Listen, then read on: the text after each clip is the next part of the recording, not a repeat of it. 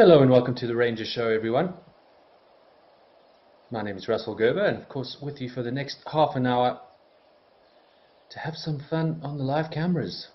We'll also go through some of our highlights from the last week. And as always, such a pleasure to be back with you again for a little bit of a hangout in the bush. As always, please let us know if you have any questions. You can pop them in the question box below, and I'll do my best to get to them. But as many of you are aware, I always enjoy chatting to all of you. So if you've got anything on your mind, just give us a shout.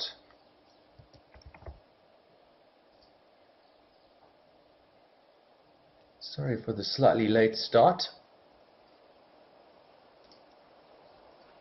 A lot of technology cogs involved in getting it all together. Hopefully you can hear me okay.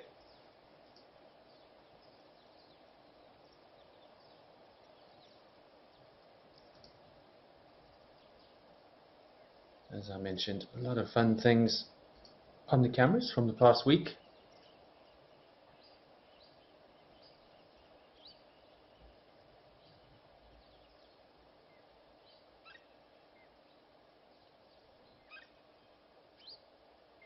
We've had a lot of great action out there as well. Plenty of predators around. And we got some great videos to highlight that for you today as well.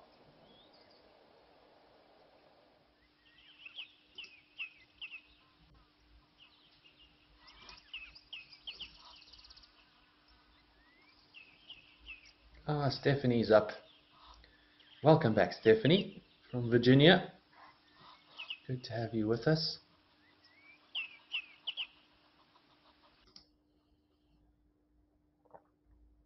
Here we are checking out our little Egyptian geese.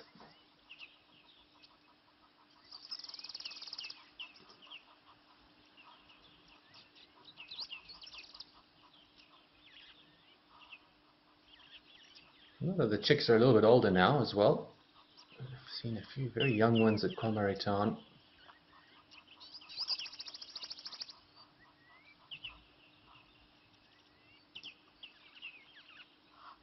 These getting just a little older.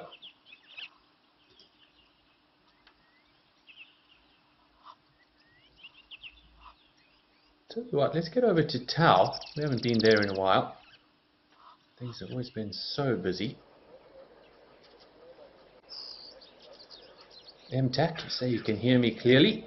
That's great news. As I said, we've been fighting the technology gremlins for the last couple of days. And here we got some lovely southern giraffe. Looks like a mom and her fawn.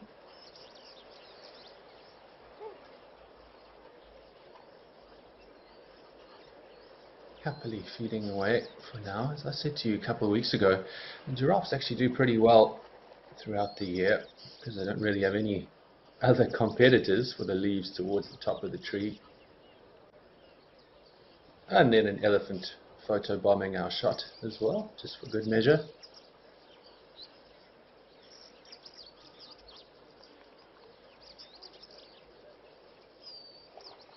Always lovely to see the giraffes. We haven't seen too many around. I suspect they've been in other parts of the reserve. Lovely to have them back with us now.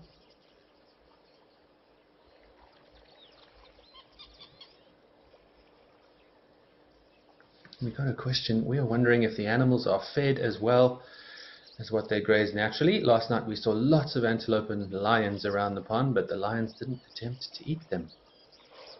That's a very good point, but no, they absolutely don't feed the animals. If the lions are full, if they've had a meal in recent times, they will often not go for other prey species at random.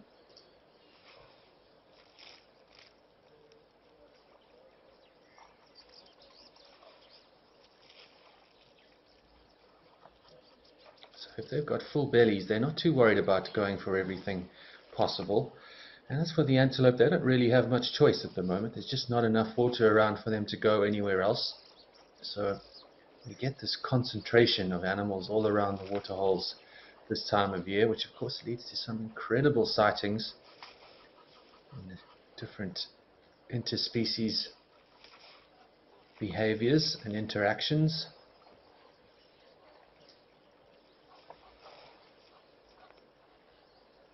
Got a nice Ellie bull having a little mud bath here. As I said, lovely to be with you all again. Feels like it's been a while since we've done the Ranger Show. Thanks for joining us, all of you. And I think without further ado, let's dive into our first highlight video for the week.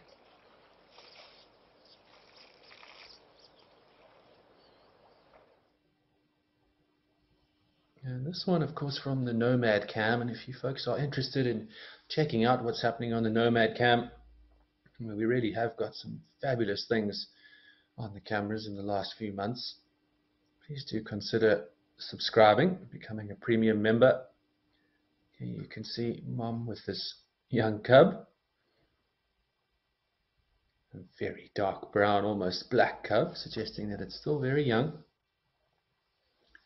Obviously moved from their last den site to this location, which is pretty common for hyenas if they feel there's too much action or other predators around the den, or if there simply isn't enough food in the vicinity for them to sustain themselves. They'll often move on to a new den site. Interestingly though, we did have 2 cubs, and we haven't seen the other one for a while, so we're not sure if it's simply being a little shy and hanging out in the den a little more, or if something might have happened to it. And here you can see some of the little older cubs playing around the den as well.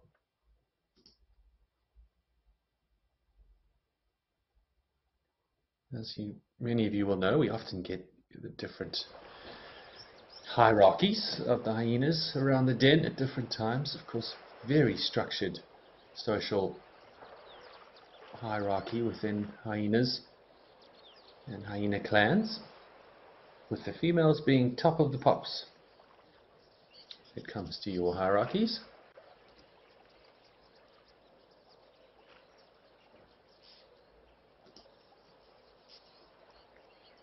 Always such a pleasure to check out these elephants though.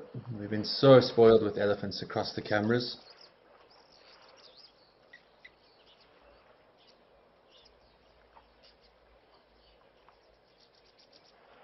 It really is a wonderful time for game viewing. The bush not too thick, so you can see quite far into the different areas. You can hear what sounds like an elephant frolicking in the water, I suspect. A lot of speculation on why elephants do that. Most guides will tell you it's because they can, and they enjoy it.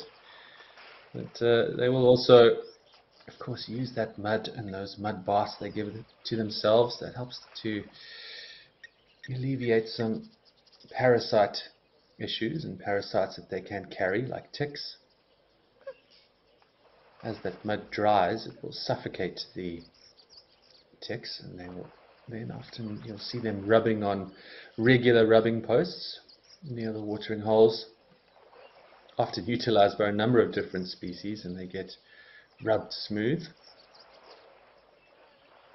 And you'll see in the foreground there a little brindled gnu, or blue wildebeest.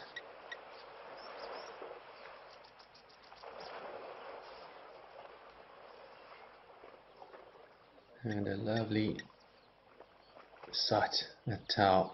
We've got some warthogs in the foreground. Looks like a little family.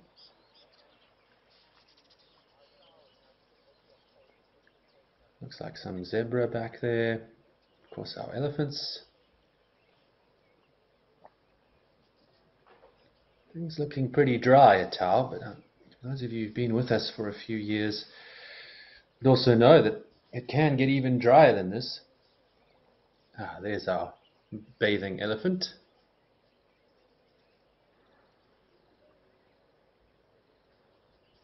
Some zebra in the background, and warthogs on the left. And I think because we had some later rains, the water has sustained their levels a little better than in years previous.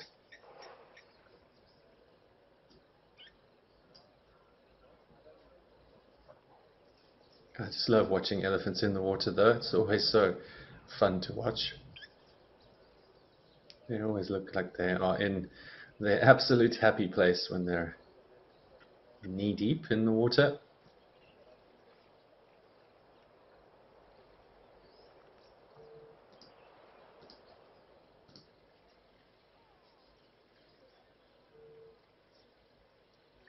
And then just a couple of questions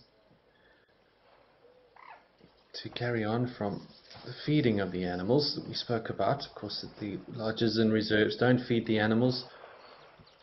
There is a question, are the waterholes man-made and do you top them up? Most of them are man-made, but some are not. But in these cases where the cameras are, the majority do have water pumps, underground water, that do actually fill up the watering holes, and that's all managed by the game management team. They'll decide on how much water they want to provide, if they need to provide more water. Of course, providing some form of seasonality for the animals is important to give the area a bit of a break to recover from overgrazing. But of course, in times of drought, pumping water is essential for animals who have lost many of their historical corridors, migration corridors, moving from different regions. So yeah, we do on some occasions pump water in the watering holes. And another question, if there's an injured animal, will you go and help it depending on how bad the injury is? From Fike in Scotland. Thanks for your question, Fike. Yeah, depending on the injury. So, and also depending on the animal itself, things like rhino, white rhino, particularly black rhino, wild dogs, will often be considered, well, there will be consideration of helping those particular animals if they are injured because of how endangered they are. But again, that will come down to a final decision from the game management team. Of course, if there's anything like a snare, a poaching snare, or an injury that is from a man-made object, or of course being wounded by poachers, then they will absolutely step in to help those animals recover. So it very much depends on the situation, to be honest.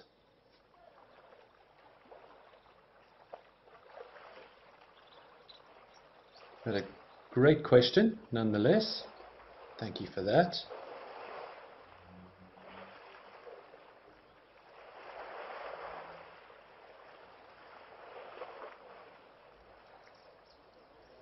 And then another question from Stephanie. When do hyena cubs get their spots? And of course it ranges really, but around about 6 weeks or so, you'll start to see a change in their coloration, and that generally dark fur will get a little lighter and you'll see the spots coming through. But around about 3 months you'll see the clear spots like their adult counterparts. And that tends to be the general trend when it comes to hyena cubs.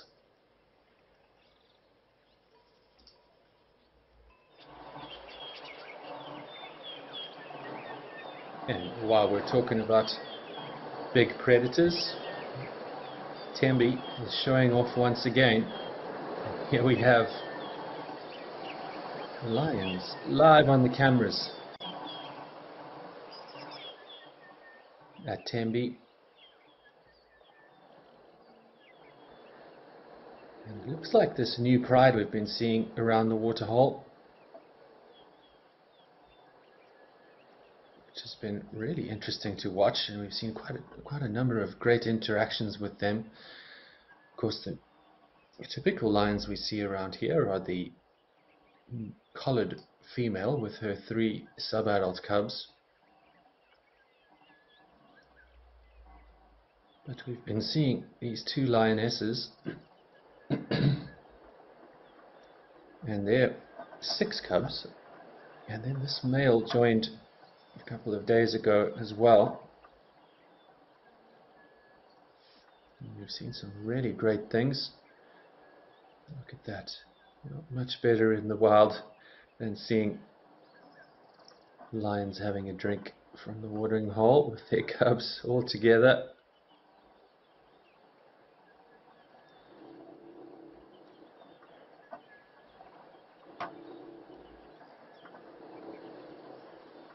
Unbelievable sighting. That's 2 days in a row now we've had lions live on the camera during the show. As I mentioned, we've really had incredible lion action at Tembe.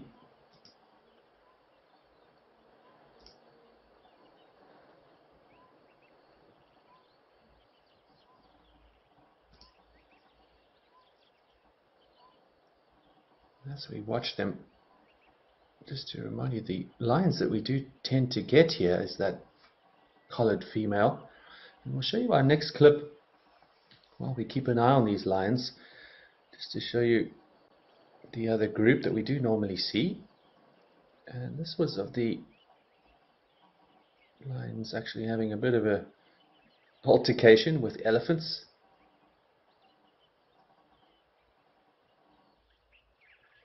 Looks like these lions are just relaxing now. But these are the more typical lions that we have been seeing in the area. As I said, the collared female with her 3 cubs, the 2 males and the female. And these elephants decided they didn't really want the lions around the water hole. I've mentioned to some of you that elephants can be often renowned as being a little grumpy and don't like sharing the water hole. But in some instances, young elephants can be susceptible to predation from lions. In some areas, they generally have to be very big prides.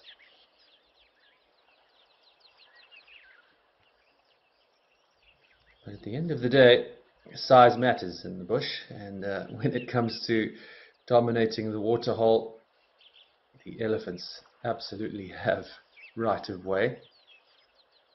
So we have seen these other lions in between our sightings of this wonderful new pride that we've been seeing at the waterhole, and who is live at the waterhole now. You watch the elephants making sure every last lion is cleared away from the edge of the water.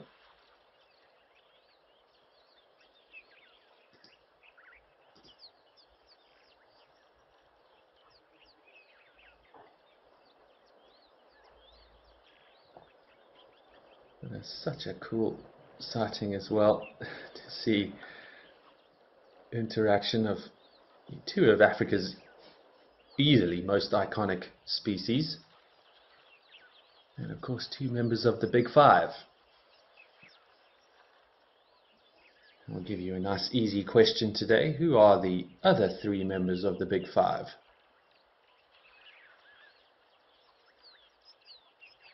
You can see this lion was desperate for a drink and decided to take the risk of being chased by elephants regardless. As we've been talking about, very dry at the moment.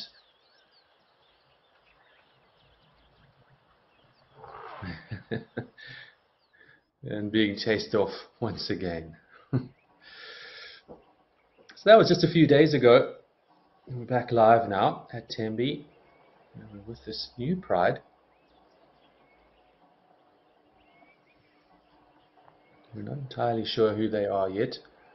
The male that's with them, you will notice, quite easy to identify. He looks like he has an old injury around his mane, which we are reliably informed was in fact a snare, unfortunately. Now, we've talked a little bit about the impact of poaching on a number of these areas, and though snares often don't target big animals and big mammals, they're simply looking for small antelope for the bushmeat trade. Those snares are not overly selective on who they catch. That male lion was likely caught in that snare, but thankfully he was found and has recovered and looks to be the dominant male of this pride. Now, I'm not sure if there's if he has any other brothers or other males in a coalition with him, or if he's just on his own. So if any of you know, if you've seen any other action, any more information on these guys, let me know. But very interesting to see them coming together like this. Looks like they're all still lying next to the waterhole. All the other antelope species have cleared out.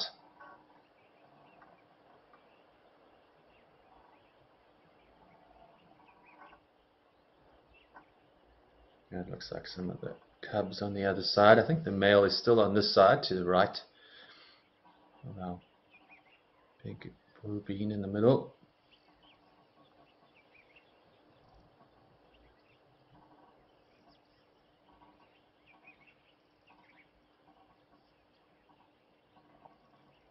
In the meantime, while they're just lying around, let's go to our next clip as well, continuing with our theme of lions. And this was the same group. A wonderful early morning clip. The 2 lionesses with the 6 cubs.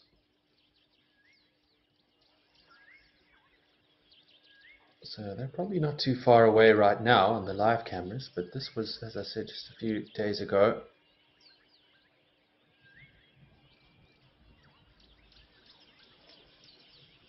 Watching lion cubs in the early morning light, there's nothing quite like it as well. You see just chasing off some of the birds by the waterhole.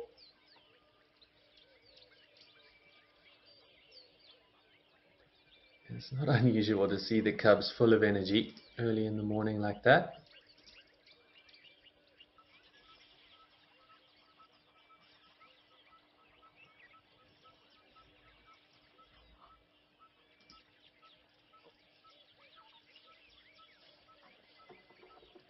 And then Fike says, I think he is M179. Yes, that's right, Fike, you're correct. I did see that that was the name or listed name of that big male. I do know also that the female with the collar is known as F70, so not the most romantic names. We're back live now, of course. This is at Tau. We've got a beautiful male ostrich.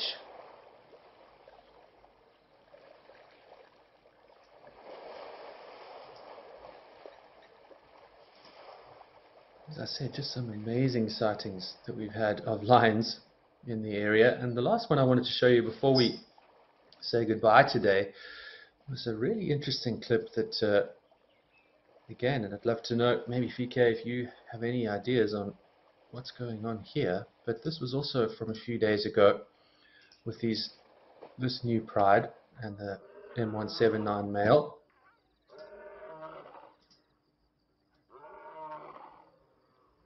And what unfolded here was essentially a fight between the lions.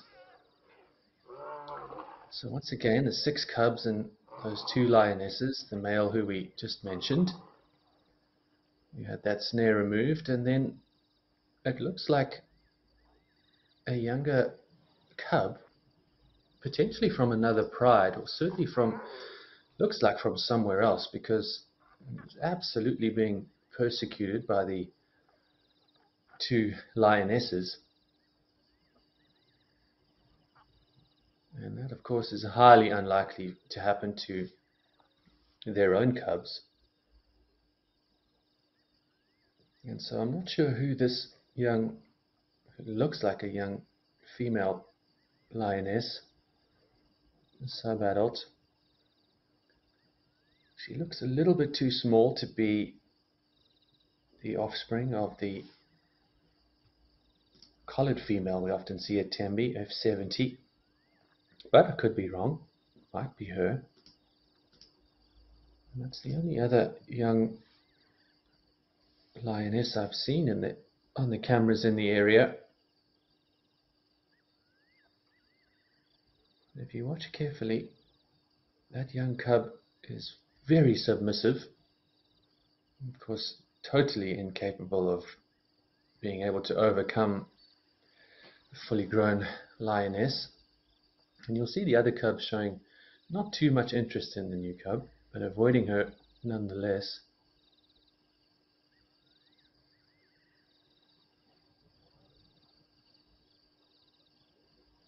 The rest of the group of cubs kind of minding their own business, having a drink of water, but as you can see, that other young cub looking very anxious indeed.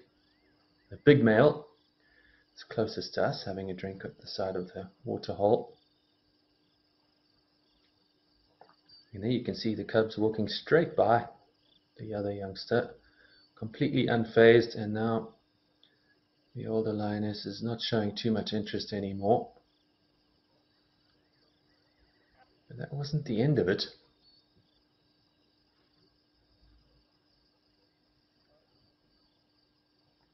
You heard right in the beginning of the clip the whole group of lions, the pride itself, the two females and the male, all calling and vocalizing at the same time.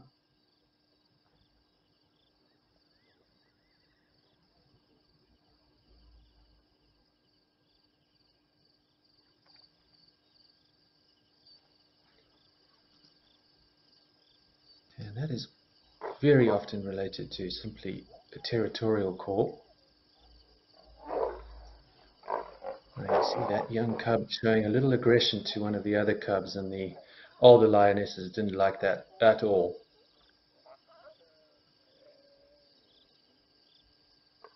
Here you see the male coming onto the scene as well. This is a very dangerous situation for that young lioness, and there you hear the rest of the pride calling its dominance again.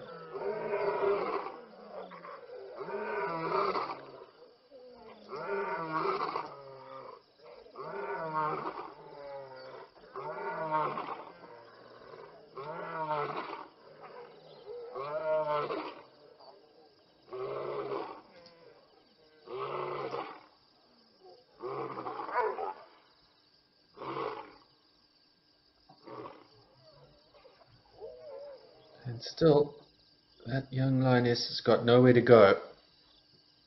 With her back to the water, hoping that that can help protect her somewhat. As you see, every time she tries to get up to move, the other three adults are just not letting her go.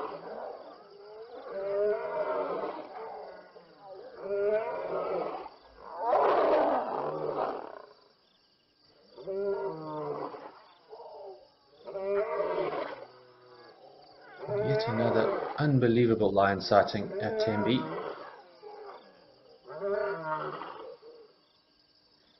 And she manages to sneak away eventually. And I see, BK, you also reckon that she is likely to be from the F70 female and her cubs being around at the same time. It's the only one I can think of, but just looking at her size, she looks a little smaller than that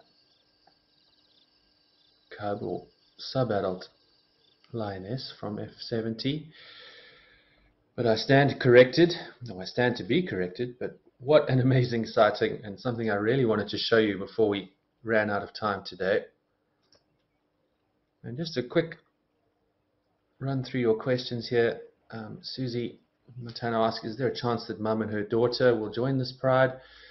Susie, it's unlikely unless they are previously related. So unless that other collared female, F70 that we were talking about, was once part of this pride and broke away, there is then a possibility that she will rejoin them. But the way that we saw that clip unfold, it looks unlikely that they will unite and form one pride. But again, stranger things have happened. You never know with lion behavior and pride interactions like that. So it'll be interesting to see what unfolds over the next few weeks. Keep your eyes on the cameras. And lastly, I think PK mentions that you also think it was the F70 female and her cubs at the same time at the waterhole. So who knows? Let's see what unfolds there. Lastly, the answer to your question, or my little quiz, what are the other 3 big 5 members? We saw the elephants and lions. Stephanie guessed wrong, apparently. And they are, of course, the leopard, the rhino, and the Cape buffalo are the other 3 of the big 5. And interestingly, it was actually a hunting term. In the early exploration of Africa, they were considered the 5 most dangerous animals to hunt. And unfortunately, that's all we have time for today, folks. Always such a pleasure, and the time just flies by when we've got such good action. Of course, back live now at Tembe, looking at our big male lion, that's M179. And the rest of the pride on the other side of the watering hole. But thank you once again for your questions and interaction. It's always a pleasure. We'll be back again next week, same time, for the Ranger Show. If you want to say hi on social media, I'm at Russ the Ranger. You can find me there. And of course, if you folks enjoy the cameras, please consider becoming a premium member to get access to those wonderful Nomad cams and a few new locations we brought in. Of course, the Rosie's Rock cam as well.